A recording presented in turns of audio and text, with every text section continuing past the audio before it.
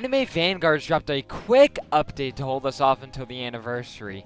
And to be honest, it was alright, but this is a showcase, and in my next video I'll be obtaining them, so let's get right into the video. Update 14.5 Part 2, I guess this is Part 2.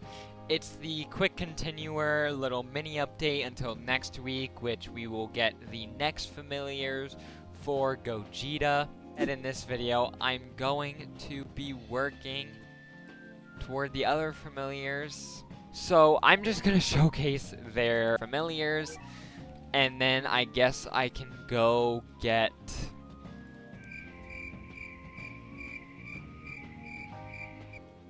Okay, so I'd like to say there's nothing interesting about this update. I think if I just quickly showcase these units, get this over with, then I'll be fine. We will start with our first two showcases, which will be Brisket and Esdeath.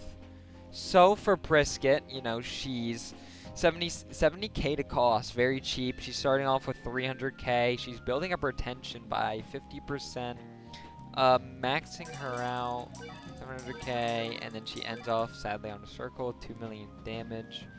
We'll get to that.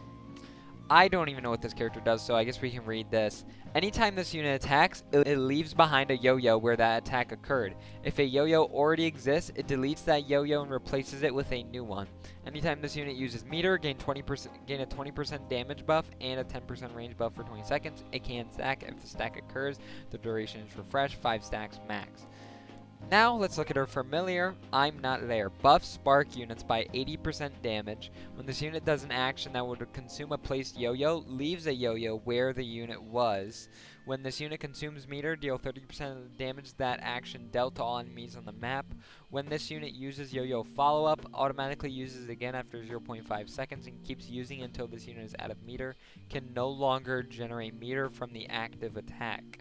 Increase buff from town inside me to 50% damage per stack. Whenever this unit uses an active, cleanse health of all status effects. Attacks from this unit stun enemies for 2 seconds. This unit's ability damage is counted as follow-up damage. Enemies inflicted with conduit take 70% more damage from follow-ups by sparked units. Decreases active cost to 30% meter. She increases her damage by 1000%, increases meteor gain from this unit's attacks by 500%, and increases range by 30. I think it's crazy she only got 1000% buff. You don't really see that. So anytime she uses meter, which will be this, if we continuously have this on, she will stack up all that meter. Yep. And now she's sitting on a good 4 million. So she definitely seems pretty strong. You want to use her with some spark units. So if we go into here to look at the spark units that she can help out. She can help out Beast Pirate. She can help out Naruto by a good amount. She can help out David, who really only works with Lucy, who's very good at crowd control. Investigation Leader, which he just does so much damage. So this looks like a pretty good setup for spark units. I think this is safe to say we can move on to the next. Esdeath, starting off with 5 million. Is that actually it? Okay, yeah. Wow. It's kind of weird. So she will go up. She has a cone, and she ends off on a big circle with 15 million damage. Wow. She has 3 abilities. Battle Fanatic. Attacks inflict freeze. Attacking enemies grant a 3% damage and 2% range buff per enemy attack. This buff is reset after the next attack. 45% damage and 30% range. On placement, marks a single allied unit in range with affection. Cannot mark farms. If this unit attacks the same enemy, the allied unit with affection attacks. This unit will do 50% more damage on that attack. Gains Maho Karada. I don't know how to say that. For every enemy stopped by it, decrease SPA by 2% up to 30% for 40 seconds. So if we'd like to look at that, there's this. Freeze time for 10 seconds, freezing all enemies in range. Enemies frozen by it take 50% more damage from passion and water, while frozen take 100% more damage from allies marked with affection. Now if we'd like to go to the familiar, she increases her damage by Yeah, that definitely helped her out by a ton. She gains her ability on placements, that whole passive, and gains the actives Ice Cavalry and Ice Commander. This unit gains a cavalry stack anytime it gains a takedown. Whenever this unit activates Ice Cavalry, starts raising a Ice Soldier for 30% of this unit's damage every 3 seconds. When placed, all passion units are marked with affection. Then this unit's Blooming Love passive marks a unit, reduces its cooldown to 60 seconds, and she'll buff herself and all water units by 60%. So, Ice Cavalry spends cavalry stacks to raise slain enemies as Ice Soldiers that fight alongside this unit while active. An Ice Soldier is raised every 3 seconds for 30% of her damage. Seems pretty strong, especially with 15 million damage. Ice Commander consumes every living Ice Soldier and deals 20% of the unit's damage to all enemies for each soldier consumed once per match. So you want to get a huge stack of that, is what I'm hearing. After a lot of stacking, we are now sitting at 1.6 thousand. Now, I think it's time we can try this. So does it spawn from the base? I'm going to guess so.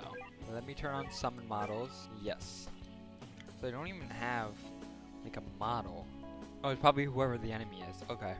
Well, it's going to be a minute until these guys reach the base, so I guess we can just wait until then. While we wait, I guess we can start looking at the next unit, who will be Goblin. While we wait, I guess we can look at this unit, who doesn't really attack, but we can make him attack. Goblin Killer. So we're going to use him with Monarch. I think he's actually better without Monarch, and you want him with Deadeye. But for now, I just want to check him out. So on placement, he's doing 5k. This is obviously, he's obviously going to plant his traps. Now, I want to just quickly get him to max. He's doing 6 million. If you do not know what his base passives are, if you do not know what he does, let's look through it. Throw planning. This unit does not attack. Instead, they lay up to 5 traps on the track. Trap placement and speed depends on SPA. These traps begin at 20% of this unit's damage and grow by 5% per second up to 400% of this unit's damage. When an enemy steps on a trap, it explodes, dealing the stored damage, bypassing damage reduction. If an enemy is hit by this unit's traps, this unit will attack them and apply Rupture. Anytime this unit is placed, decrease upgrade cost of the next placement of this unit by 20%. So you do want his full 4 placements.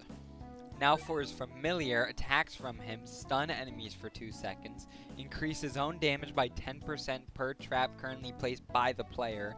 He increases his damage by 800%, and now this unit will now place 1 trap at the nearest point of on the track to where allied units are placed. Traps on this unit are guaranteed to crit, and this unit has overcrit. Upgrading this unit upgrades all other placements. Now, people were saying now we can infinite traps. I do not know how true that is, but we can look at it. Oh, so he has placed. Okay, he did place a trap here. I don't know how many he did. Now let me get a super strong boss. Let me keep applying the strong modifier. 15 times modifier. Now with Frieza Super, 1 trillion HP.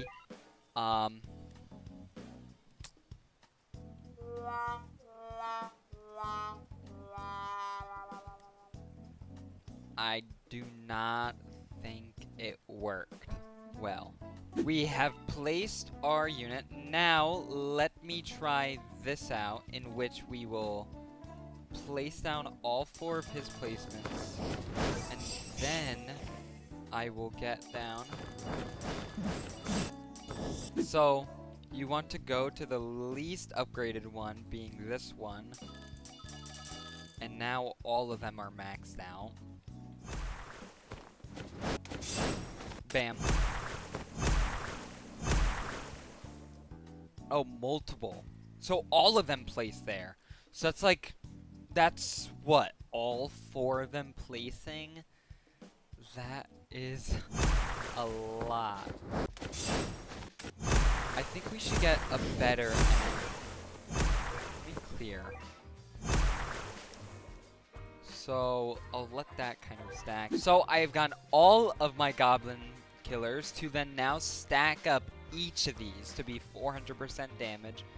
now that those have stacked, I wonder, now each of these placements all have a 400% trap on them 4 times, meaning there's 21 times 4 traps. I do not know. I don't want to count right now. But we have a 100,000% HP chosen savior I'd like to bring with 300 billion HP. I just need to know, is he going to kill? With this many, it's going to be a insane rip, and he could just be the best in the game. So right now, he isn't going to be getting, you know, much damage taken. I mean, unless we want to upgrade some of these guys, but with this team, you only are really focusing on him. So once this is fully stacked, let's see. So yeah, he's going to be stunning. I mean, he's doing billions. He's obviously doing a lot of damage. So maybe I overestimated him. Sadly. Actually,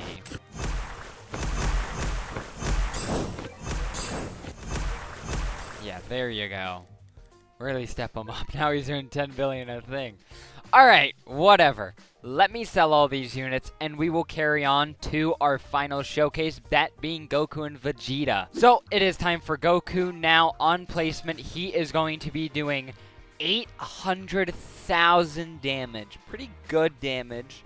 So, if we want to take a look at the passives, this unit gains a gauge. On attack, the gauge fills by 25%. When this gauge is filled, this unit can swap to its counterpart. Damage 50% plus 50% on entry after a swap for 40 seconds. When this unit swaps in, stuns all enemies in its range for 2 seconds.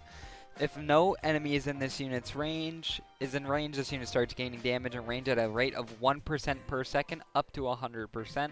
Once this unit attacks, this value is reset to 0. For his familiar, this unit loses its swap meter, and any entry effects now apply on attack but do not stack. This unit becomes one placement, and this unit has a swap button above its icon on the unit bar. When pressed, it swaps which unit is being placed. When the unplaced unit is placed, the one that is already placed is sold, and the incoming placement gains its upgrades. Max upgrade unlocks the fusion ability, increases damage by 3,000%, and then when fused, gains the active Big Spirit Beam. If a Dragon Sphere ally is sold, teleport to that ally's location. Buffs allies, blast allies in range by 80%. Goku gains blast, Vegeta gains water and blast, and buffs Holy by 60%. Now that we have finally went through that, we can look through this unit's upgrades. So he drops down to this. So on max, he's doing 7 million damage. Now, I did not notice this when I was kind of going over a quick overview when I was not home. But now you can swap and then place him wherever you want. Now, that's very interesting.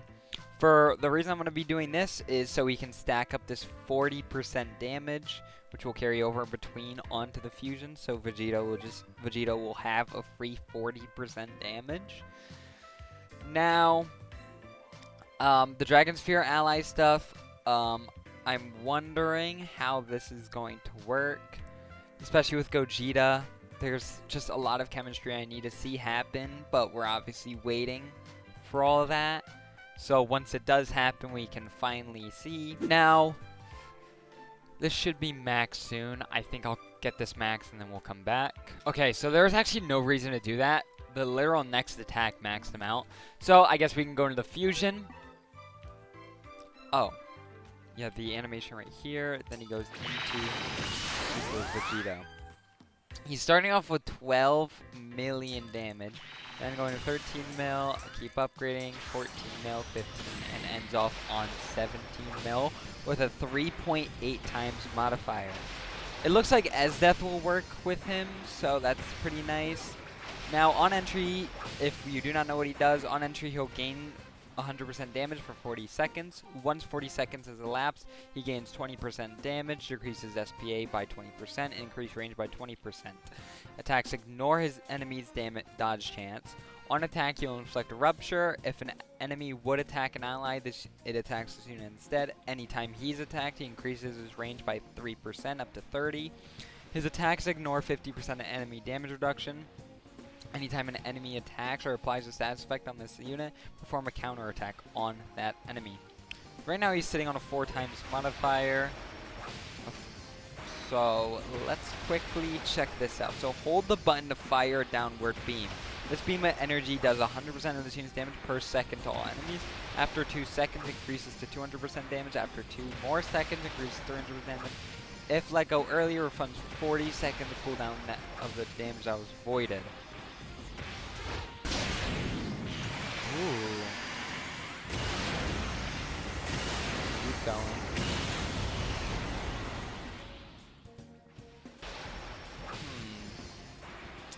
I mean, there's 600 melee damage. He didn't really do that much.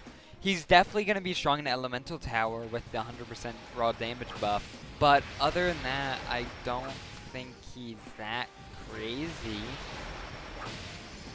So now that we've gone through all of the familiars, because if you're asking, what about Boo? I did that in my previous video. Now, for my next video, it's going to be me getting all these familiars. For the trials, I'm skipping over that recording. It's going to be absolutely boring. Maybe I'll record one, speed it up, maybe I win it. But that'll be it for this video. I'll see you guys in the next. If you see on the screen, this is my most recent video. Maybe it's me getting overpowered. Maybe it's me playing Anime Expeditions finally. Or maybe it's me doing something entirely different. So, I'll see you guys in the next video. If you did like this, hit the subscribe button, hit the like, comment what you think about these familiars. It always helps me and grow my content more and more. And I'll see you guys whenever I post again.